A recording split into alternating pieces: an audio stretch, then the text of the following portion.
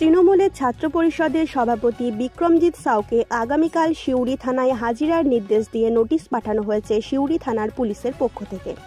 এখানে বলা হয়েছে সকাল 11টায় হাজিরা দেওয়ার জন্য। উল্লেখ্য, অনুব্রত মণ্ডলকে সমর্থন জানিয়ে বোলপুর থানার ওসিকে ফোনে হুমকি ছাত্র পরিষদের সাসপেন্ড নেতা বিক্রমজিৎ সাউকে সিউড়ি থানার পক্ষ থেকে নোটিশ দেওয়া হয়। আগামীকাল সিউড়ি থানায় হাজিরা দিতে হবে তদন্তকারী অফিসারের কাছে। অনুব্রত মণ্ডল ও বোলপুর থানার আইসির অডিও ভাইরাল হওয়ার পর অনুব্রত ঘনিষ্ঠ তৃণমূল কংগ্রেসের ছাত্র পরিষদের সভাপতি বিক্রমজিৎ সাউ ফেসবুক সোশ্যাল মিডিয়ার মাধ্যমে বোলপুর থানার ওসিকে আক্রমণ করে। পরবর্তীতে তার এই ফেসবুক লাইভ ডিলিট করে দেয়, কিন্তু তার সেই ভিডিও ভাইরাল হয়। তাকে 6 বছরের জন্য দল থেকে সাসপেন্ড করা হয়। তারপর পুলিশের পক্ষ থেকে বিক্রমজিৎ সাউয়ের বিরুদ্ধে মামলার অজু করা হয়েছে। পরিবারের পক্ষ থেকে বাবা মা হিসেবে ওই আধিকারিকের জায়গায় ক্ষমা প্রার্থনা করি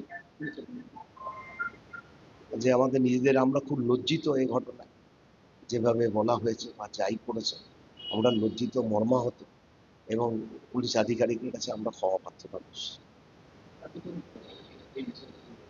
দেখুন, দল যে কোনো দল করলে দলের একটা তো তার গঠনতন্ত্র থাকে, এবং আমাদের এই দলটার সর্বময় নেত্রী হচ্ছেন আমাদের মানবিক মুখ্যমন্ত্রী মমতা বন্দ্যোপাধ্যায়। তার নেতৃত্বে এবং অভিষেক বন্দ্যোপাধ্যায়ের সেনাপতিত্বেই দলটা চলে। সুতরাং এই দলের আদর্শ কেউ যদি লঙ্ঘন করে তাকে দল থেকে সরে যেতে হবে, এটা তো স্বাভাবিক ব্যাপার। ঠিক আছে না? দল মনে করেছে তার পদে থাকার যোগ্য নয়, পদে থাকার তার যোগ্যতা নেই, দল তাকে সরিয়ে দিয়েছে। আবার দল যদি কোনোদিন মনে করে তাকে দলে রাখা দরকার আছে, যে কারোর জন্য এই আইনটা, নিয়মটা আছে।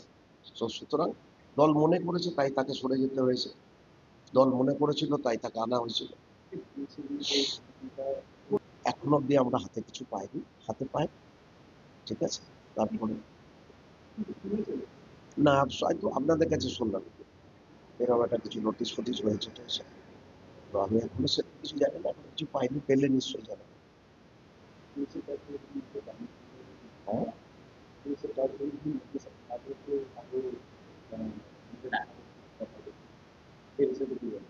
থানাতে যদি ডাকা হয়, থানাতে যদি ডাকা হয় তাহলে থানা দিতে হবে, পুলিশকে কোঅপারেট করতে হবে, পুলিশকে নিশ্চয়ই কোঅপারেট করতে হবে। এটা তো একজন নাগরিক, আম নাগরিক হিসেবে এটা তো প্রত্যেকের কর্তব্য। পুলিশ যদি কাউকে ডাকে সেটা তাকে গিয়ে পুলিশকে সহযোগিতা করা, এটা তো সাধারণ মানুষের দায়িত্বের মধ্যে পড়ে, কর্তব্যের মধ্যে পড়ে, নিশ্চয়ই তাকেও করতে হবে।